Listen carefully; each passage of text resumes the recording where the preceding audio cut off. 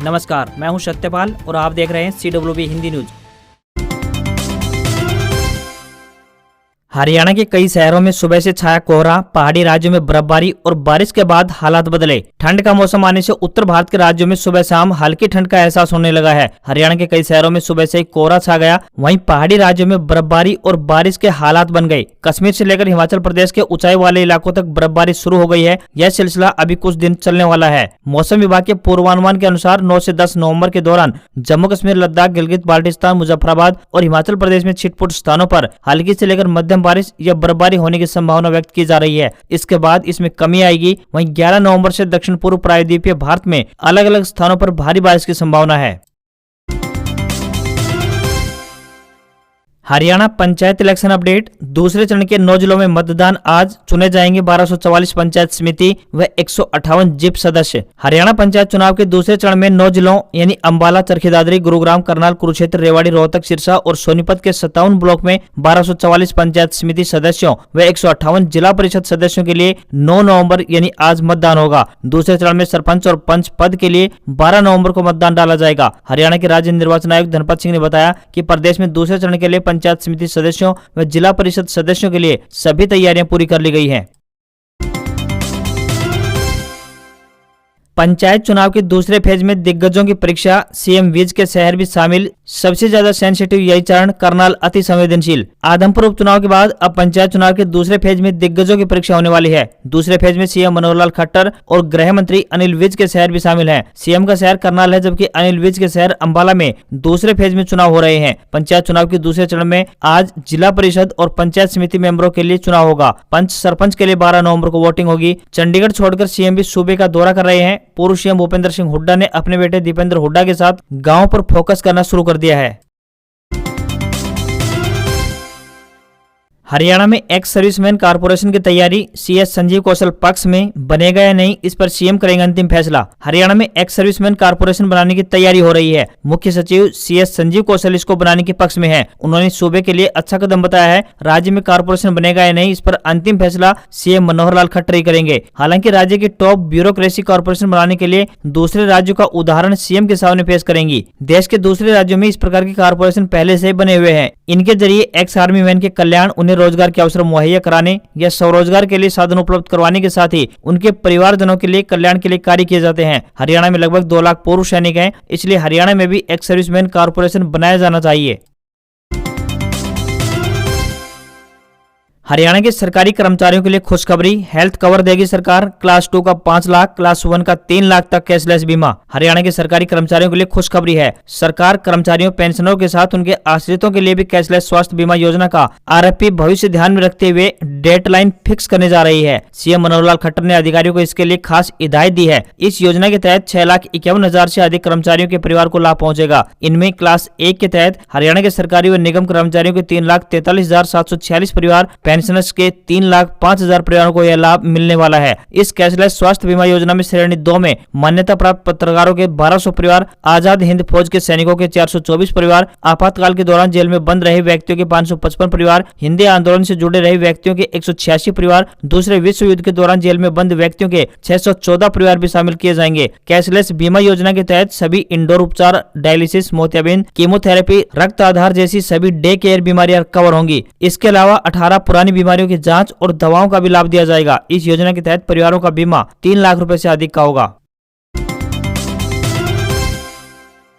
Delhi NCR में देर रात भूकंप के तेज झटके, 6.3 मापी गई तीव्रता। एपिसेंटर नेपाल रहा। 5 घंटे में दूसरी बार हिली धरती। दिल्ली एनसीआर में 9 नवंबर रात करीब 1:57 पर भूकंप के तेज झटके महसूस किए गए। नेशनल सेंटर फॉर सिस्मोलॉजी के अनुसार रेक्टर स्केल पर इसकी तीव्रता 6.3 मापी गई। भूकंप की गहराई जमीन से 10 किलोमीटर नीचे थी। एपिसेंटर नेपाल रहा। दिल्ली के अलावा मणिपुर, गाजियाबाद, लखनऊ में भी भूकंप के झटके महसूस किए गए। 8 नवंबर की रात 9 बजे भी नेपाल में भूकंप आया था, जिसकी तीव्रता 4.9 रही। 8 नवंबर को दिन में करीब 12 बजे मिजोरम में भी भूकंप के झटके आए थे, जिसकी तीव्रता 4.4 थी। भूगर्भ वैज्ञानिकों के मुताबिक भूकंप की असली वजह टेक्टोनिकल प्लेटों में तेज हलचल होती है। इसके अलावा उल्का प्रभाव और ज्वालामुखी विस्फोट, माइन टेस्टिंग और न्यूक्लियर टेस्टिंग की वजह से भी भूकंप आते हैं।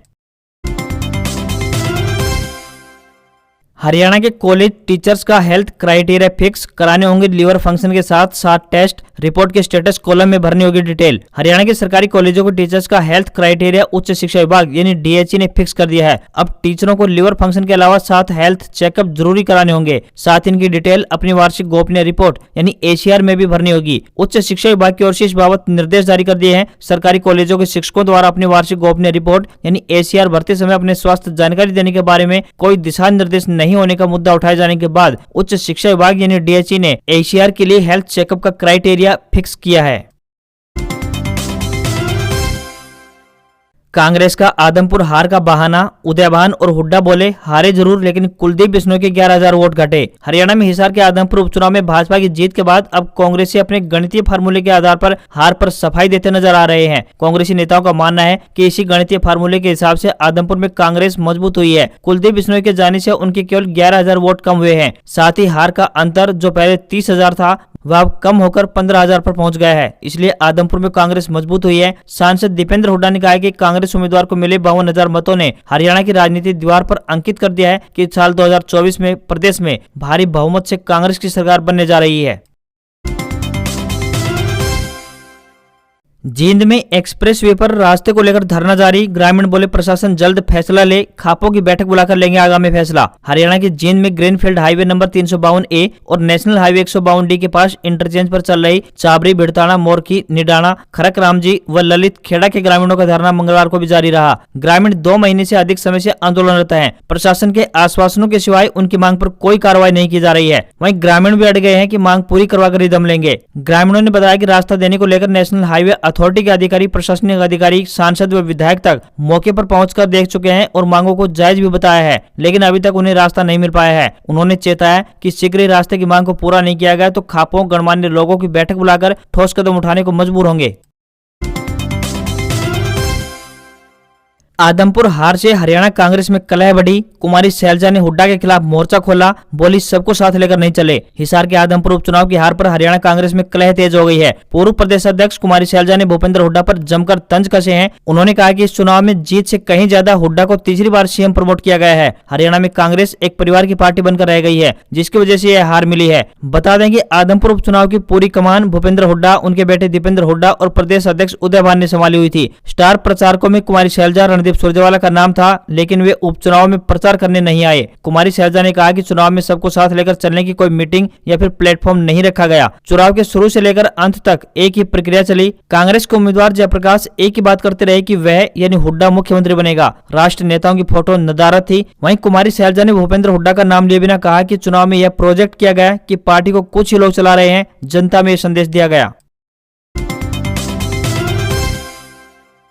सिरसा में पंचायती चुनाव आज, जिला परिषद के 24 व पंचायत समिति के 186 सीटों के लिए होगा मतदान। हरियाणा के सिरसा जिले में 9 नवंबर को जिला परिषद व पंचायत समितियों के चुनाव होंगे। इसको लेकर सिरसा के डीसी पार्थ गुप्ता ने पोलिंग पार्टी को चुनाव सामग्री वितरित प्रक्रिया का स्वयं निरीक्षण किया। इस दौरान पंचायती राज चुनाव में मतदान में लगी पोलिंग पार्टियों को ईवीएम, वीवीपैट सहित अन्य चुनाव सामग्री वितरित की गई। डीसी पार्थ गुप्ता ने बताया कि 9 नवंबर को जिला परिषद व पंचायत समिति के लिए होने वाले मतदान को निष्पक्ष, शांतिपूर्ण संपन्न करवाने के उद्देश्य से ये सभी प्रकार की व्यवस्थाएं पुख्ता की गई हैं। जिला में जिला परिषद के 24 व पंचायत समिति के 186 सीटें हैं। वहीं 18 पंचायत समिति की सीटों पर उम्मीदवार सर्वसम्मति से चुन लिए गए हैं। वहीं 27 नवंबर को मतगणना होगी।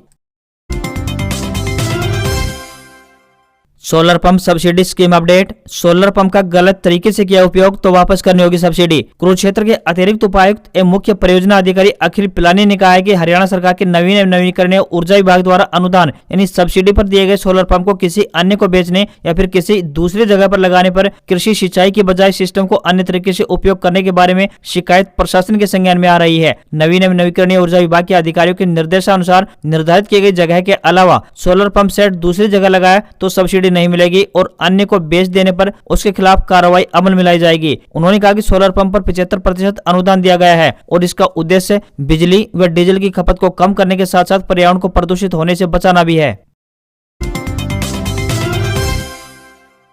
फतेहाबाद में धान की सीधी खरीद के विरोध में किसान हुए लामबंद, परचेजरों पर लगाया लूटने का आरोप। बिना बोली के धान की सीधी खरीद होने के विरोध में सोमवार को किसान मार्केट कमेटी कार्यालय में पहुंच गए और रोष जताते हुए धरना देकर वहीं बैठ गए। किसानों की मांग थी कि उनकी फसल को बोली के माध्यम से खरीदा जाए, सीधे धान की खरीद को तुरंत रोका जाए। किसानों का तर्क है कि परचेजर माल को सीधे खरीद कर कम दाम लगाते हैं, जिस कारण से उन्हें काफी नुकसान हो रहा है। किसानों के विरोध को देखते हुए मार्केट कमेटी सचिव ने ऐसे आड़तियों पर कार्रवाई शुरू की और बिना बोली सीधा धान खरीदने पर अनाज मंडी की एक फर्म को नोटिस जारी किया। सचिव ने चेतावनी दी कि अगर कोई भी आड़ती सीधे धान खरीदता पाया गया तो उसका गेट पास नहीं काटा जाएगा और उस पर जुर्माना लगाते हुए लाइसेंस भी रद्द किया जा सकता है।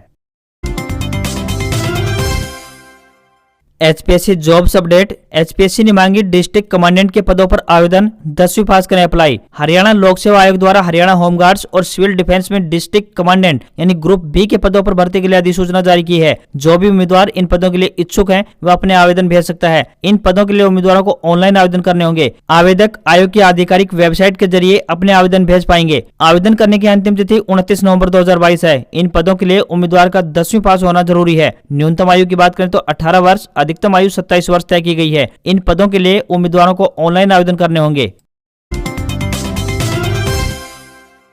आने वाले दिनों में महंगा हो सकता है सोना। करेंसी स्पॉट के लिए केंद्रीय बैंकों ने खरीदा 4 गुना गोल्ड। सोना खरीदने में आरबीआई टॉप पर। आर्थिक अनिश्चितता के बीच आरबीआई जैसे दुनिया भर के केंद्रीय बैंकों ने सोने का भंडार बढ़ाया है। लोकल करेंसी को स्पॉट के लिए जुलाई व सितंबर तिमाही में इन्होंने 399.3 टन सोना खरीदा है। यह पिछले खरीदे गए 90.6 टन सोने से 4.4 गुना ज्यादा है। यह एक दशक से ज्यादा समय में किसी एक तिमाही में केंद्रीय बैंकों की तरफ से सबसे बड़ी गोल्ड खरीद है। आरबीआई ने विदेशी मुद्रा भंडार में 17.5 टन सोना जोड़ा है। आरबीआई ने अप्रैल 2020 से लेकर सितंबर 2022 के बीच सबसे ज्यादा यानी 132.4 टन सोना खरीदा है। केंद्रीय बैंकों की तरफ से सोने की खरीदारी बढ़ना सकारात्मक संकेत है। इससे सोने की कीमतों को सपोर्ट मिलेगा। साल के बाकी महीने और अगले साल सोने के दाम बढ़ सकते हैं। आज खबरों बस इतना ही। देखते रहिए CWB हिंदी न्यूज। नमस्कार।